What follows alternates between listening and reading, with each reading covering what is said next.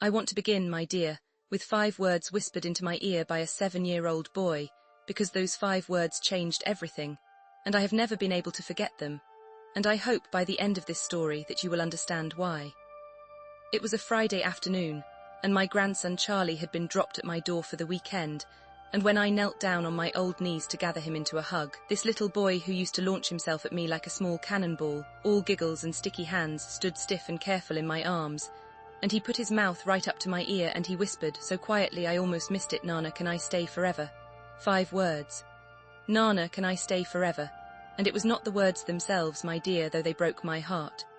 It was how he said them, like a secret, like a thing he'd be punished for asking, like a prisoner passing a note, and I knelt there on my hall floor holding that little boy, and I knew, the way you know the ground is solid under your feet, that something was very wrong, and that I was going to have to stop being a polite grandmother who didn't interfere and start being something else entirely. But let me take you back, my dear, and show you how my Charlie came to whisper such a thing.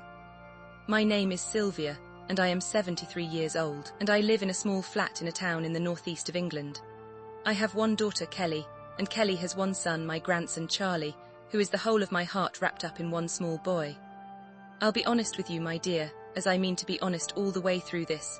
Kelly did not have an easy start, and nor did I give her one, for I was widowed young and worked all hours and was not always the mother I wish I'd been. Kelly grew up a bit lost, a bit hungry for love in the way that children of tired, struggling mothers sometimes are, and she made some poor choices as a young woman, the way the lost ones do. Charlie's father was one of those poor choices, and he was gone before Charlie could walk. But Kelly loved that boy, my dear. Whatever else I'll tell you, hold on to that because it matters at the end.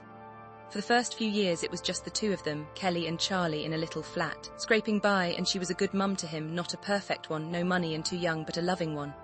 And I helped where I could, and Charlie and I were thick as thieves, and on the surface, my dear, things were all right. Let me give you a picture of how Charlie and I were before, so you feel the size of what was nearly lost. Every Saturday morning before Wayne, Charlie would come to mine, and we had our little rituals, the way you do with a small grandchild. We made pancakes, and he was in charge of the squeezing of the lemon and very serious about it. We had a particular bench in the park that was our bench, and we fed the ducks there, and he had named every duck, the same names every week, a fat one he called Mr. Bobbins that he loved best of all. He told me everything, my dear, every thought that passed through that busy little head, out it came. He'd fall asleep on my settee in the afternoon with his head on my arm, and I would not move for 2 hours, would not have moved for the world, my arm gone dead as a post, because there is nothing on this earth, my dear, nothing like the weight of a sleeping grandchild who trusts you completely. That was my Charlie. Hold that picture.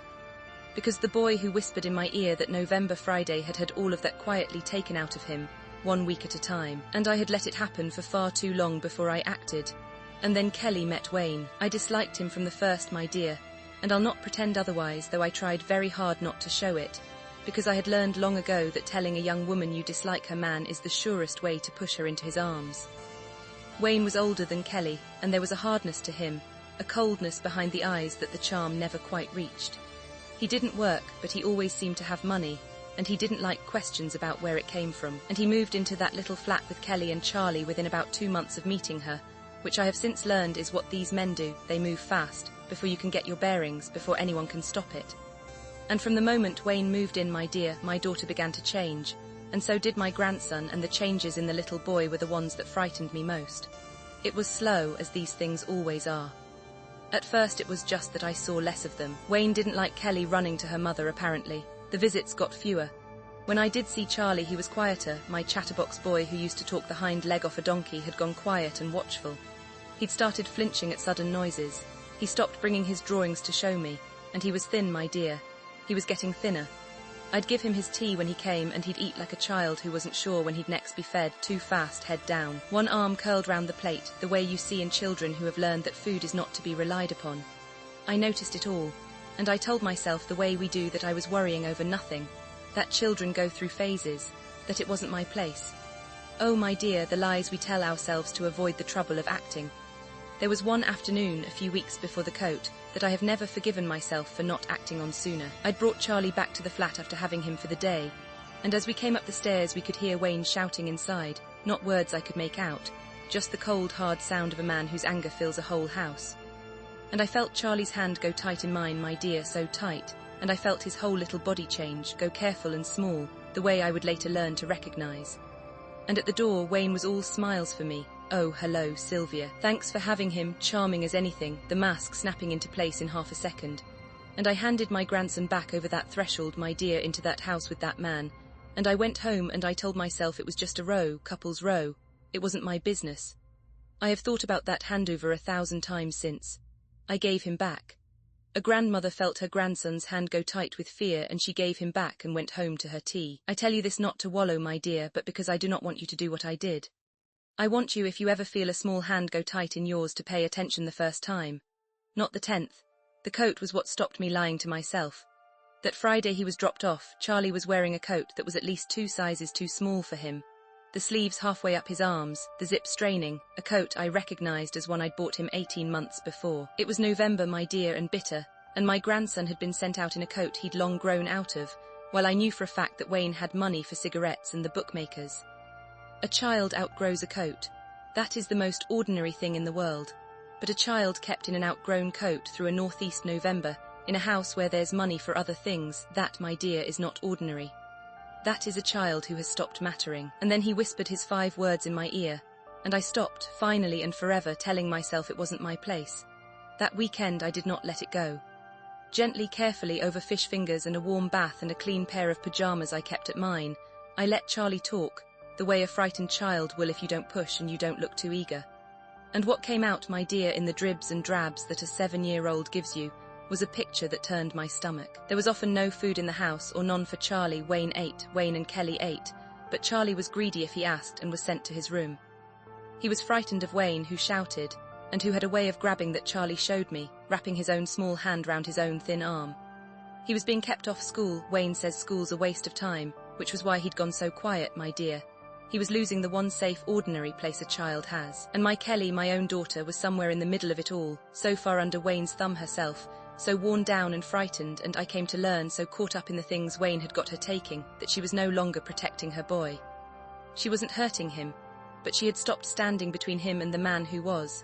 And for a child, my dear, that comes to nearly the same thing. Now, I want to tell you what happened when I told the family, because it is the part that nearly stopped me, and I think it stops a great many people, and it shouldn't. Because when I rang my sister and a cousin and an old friend, and said I was frightened for Charlie and thought I had to do something, do you know what nearly every one of them said? "Oh, Sylvia, don't go making trouble. You don't want to fall out with Kelly, you'll lose them altogether. It's not your place to interfere, she's his mother, not you. You don't know for sure, you might be wrong, and then where will you be? Mind your own business, my dear," in a dozen polite voices. "Keep the peace. Don't make a fuss." And I understand why people say it. They say it because acting is frightening, and frightening things might go wrong, and it's so much more comfortable to hope it'll sort itself out. But I want to say this as plainly as I know how, my dear, because it is the heart of everything. When there is a child in the middle of it, keeping the peace is not a kindness. Keeping the peace when a child is not safe is just cowardice wearing its Sunday clothes. And I decided that weekend, with Charlie asleep in my spare room in clean pajamas, that I would rather lose my daughter's affection forever and know that her boy was safe, than keep the peace and lie awake every night wondering what was happening to him in that flat. That is the choice, my dear. Sometimes that is exactly the choice, and there is only one right way to make it. But, and this is important, my dear, so listen, I did not go charging in. I had learned from a long life that love without a plan just makes noise, and noise gets a frightened child taken further away from you, not closer. So I was patient and I was clever, and I did 3 things in order. First, I gathered the truth quietly and properly. I kept a diary, the date of every visit, the state Charlie arrived in, the coat, the hunger, the flinching, the things he told me, all of it written down at the time in my own hand.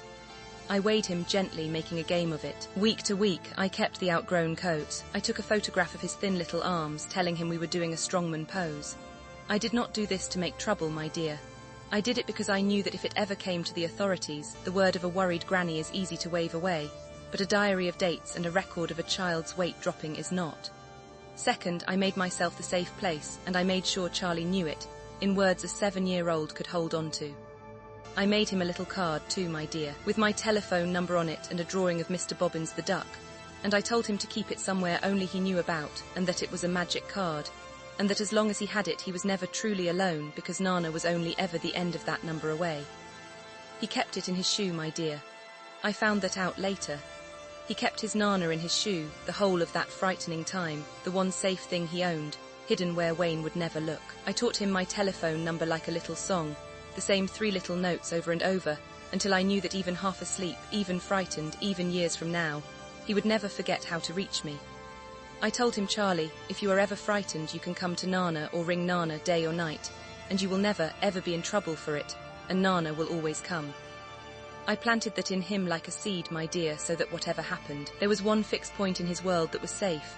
And third, and this was the hardest, because it meant trusting strangers and admitting my own family's shame to the world, I went to the people whose actual job it is. I rang the council, and I asked to speak to someone about a child I was worried for, and I did not dress it up or play it down. I simply told them the truth, with my diary open in front of me.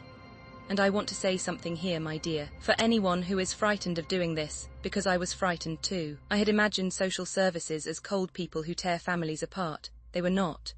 The woman I eventually sat down with was kind and careful, and she did not come to destroy my daughter. She came to keep a child safe, which it turned out was exactly what I wanted too, and we were on the same side from the first minute, and I was so relieved I nearly wept. It did not all happen at once, and it was not easy, and there were some frightening weeks, my dear, where I feared I'd acted too soon or not soon enough. There was a terrible scene when Wayne worked out what I'd done. He came to my flat one night, hammering on the door, and when I opened it on the chain, he put his face to the gap, and he told me in a low voice so the neighbours wouldn't hear. All the things he'd do, how he'd make sure I never saw Charlie again, how no one would believe a dried-up old woman over a boy's own mother, how I'd be sorry. And I stood there, my dear, 73 years old, a chain on the door, the only thing between me and a man who frightened me to my bones, and my legs were water. But I had Charlie asleep in the next room, and I had my diary in a drawer, and I had the council's telephone number by the phone, and I found, somewhere in me, a voice I didn't know I still had, and I said, you can threaten me all you like, Wayne. I'm an old woman. I've buried a husband and raised a child alone, and I have nothing left to lose, and that makes me the most dangerous thing you've ever met. Now take your face off my doorstep before I have something else to put in my diary. And do you know, my dear, he went, bullies always reckon on you being too frightened to fight. They never know what to do with an old woman who has decided she will burn the whole world down before she'll let you have the child. I shut the door and I slid down the back of it onto the floor, and I shook for an hour. But I did not back down because Charlie was worth more than my fear. But in the end, my dear, the truth I had so carefully gathered did its work. The authorities had been building their own picture too. It turned out the school had had concerns about Charlie's absences, and mine was not the only voice. And one grey morning, an arrangement was made, quickly in the end, once the wheels turned, for Charlie to come and live with me. Kinship care, they call it now, my dear. A grandparent raising a grandchild, and there are more of us doing it than you would ever believe. A whole silent army of grey-haired people raising little ones for the second time round when the first time round has gone wrong. Charlie came to live with his Nana, and the night he arrived for good with his little bag of belongings, he asked me very seriously, is this forever, Nana? The forever I asked about, and I said, yes, my love. This is the forever, your home. And he slept for 14 hours, my dear. 14 hours? A child only sleeps like that when he has finally put down a weight he should never have been carrying. The healing was slow, my dear, and it taught me things about what that little boy had been through that he never put into words. For the first months I would find food hidden in his room, a crust of bread under his pillow, an apple in his sock drawer, a packet of biscuits tucked behind his books. He was hoarding, you see, the way a child does who has learned that food might not be there tomorrow, and my heart cracked clean in two every time I found another little stash. I never told him off for it. I just made sure quietly that the kitchen was always full, and that he saw it was full, and that he was told 100 times a day that he could have whatever he liked whenever he liked. And slowly, over many months, the little hidden stashes stopped appearing, because at last his body believed what his Nana kept telling him, that the hunger was over and it was not coming back. He flinched at raised voices for a long time too, even mine, even the cheery shout of a neighbour over the fence, and I learned to keep my voice low and my movement slow, and to tell him every time, you're safe, my love, nobody's cross, you're safe. That is the work of getting a child out, my dear, that nobody tells you about. The rescue is one day. The healing is 1,000. But oh, it is worth every one of them, to watch a hunted little creature slowly learn day by day that he is home and wanted and safe. Now, I told you to hold on to the fact that Kelly loved her boy, and here is why. Because this story does not end with my daughter as the villain, and I thank God for that every day. Getting Charlie out was not the end of it for me, it was only half. Because the same Kelly who had failed to protect her son was also a victim of that man, my dear, frightened and controlled and lost in the things he'd got her taking, and she was still my daughter, and I was not prepared to save one of my children and write off the other. So once Charlie was safe, and only once he was safe, for he had to come first, a child always comes first, I turned to Kelly. I did not lecture her. I did not say I told you so. I simply did for her what I had done for Charlie. I made myself a safe place and I left the door unlocked and I waited. And when Wayne, with his meal ticket and his punch bag both slipping out of his grip, finally moved on to easier prey as such men do, Kelly had nowhere to fall but towards her mother. And I caught her, my dear. I helped her get clean, which was the hardest year of both our lives and is its own long story. I will not pretend it was simple, my dear, or that love alone did it, for it did not. There were professionals and programs and relapses that broke my heart, and nights I sat up not knowing if my daughter was alive. There was a particular cruelty in it that I must be honest about. I had to hold a hard line for Charlie's sake, even as I held an open door for Kelly's. For a long while she was only allowed to see her son with me present in my flat, and I had to be the one to enforce that, to look my own grieving daughter in the eye and say not yet. Love, not on your own, not till you're well because he comes first, and that, my dear, telling your own hurting child that she has not yet earned back her own son, is about the hardest thing a mother can be asked to do. But it was right. The child comes first always, even before your love for the parent, and because I held that line, the day finally came when it could be loosened, when Kelly had done the work, real work, month after month of it, and could be trusted again, and earned her boy back not as a gift but as something she had fought for. And slowly, slowly, my daughter came back to herself. It is 3 years on now, my dear. Charlie is 10, and he is a chatterbox again, talking the hind leg off any donkey that'll stand still, and he is plump and cheeky and top of his class at the school Wayne said was a waste of time. He still lives with me, and he always will for as long as he needs to, but his mum is well now, and clean, and living nearby, and properly his mum again, and the 3 of us have built something between us that is not the family any of us planned but is a real one, a true one, stitched back together by hand. Last Sunday the 3 of us went to the park, and I sat on a bench and watched my daughter push my grandson on a swing, the 2 of them laughing, his head thrown back, and I thought my old heart would burst with it. There had so nearly been no such Sunday. It had hung, the whole of it, on whether one frightened old woman was willing to make trouble. So here is the lesson, my dear, and I want you to take it deep into your heart because a child somewhere may depend on it. We are taught all our lives to be polite, to not interfere, to mind our own business, to give people the benefit of the doubt and keep the peace and not make a fuss. And most of the time, my dear, that is good and decent advice. But there is one circumstance in which it is not advice at all but a quiet betrayal, and that is when a child is not safe. A child cannot rescue themselves. A child cannot ring the council or keep a diary or stand on a doorstep and refuse to back down. A child can only whisper 5 words into the ear of a grown-up who loves them and pray that the grown-up loves them enough to be brave. Be that grown-up, my dear. If a child in your life has gone quiet or thin or flinching, or is wearing a coat 2 sizes too small while there's money for cigarettes, do not look away and do not let anyone tell you it isn't your place. Where a child's safety is concerned, it is everyone's place. Trust what you're seeing. Keep the record. Go to the people whose job it is, they are kinder than you fear. And be willing, my dear, to lose the peace, and even to lose a person's affection for a time, in order to save a child. It is the trade of a lifetime, and it is always, always worth it. Charlie whispered, "Can I stay forever, my dear?" And the answer turned out to be yes, but only because someone was listening, and only because that someone decided that a child's safety mattered more than a quiet life. I would make that trade 1,000 times over. Listen to the children in your life, my dear. Listen to what they say and listen even harder to what they whisper. A child rarely says, "I am being neglected," my dear. They haven't the words, and besides, they think it must be their own fault the way frightened children always do. They tell you in other ways. In a coat kept too long. In a plate guarded with one arm. In a small hand that goes tight at the sound of a key in a door. In 5 words breathed into your ear when they think no grown-up is brave enough to hear them. Learn that language, my dear. It is the most important language there is, and it is spoken very quietly. And if you ever hear 5 words like the ones I heard, be brave. Thank you for sitting with me tonight. Hug the little ones close. Good night and God bless, and mind how you go.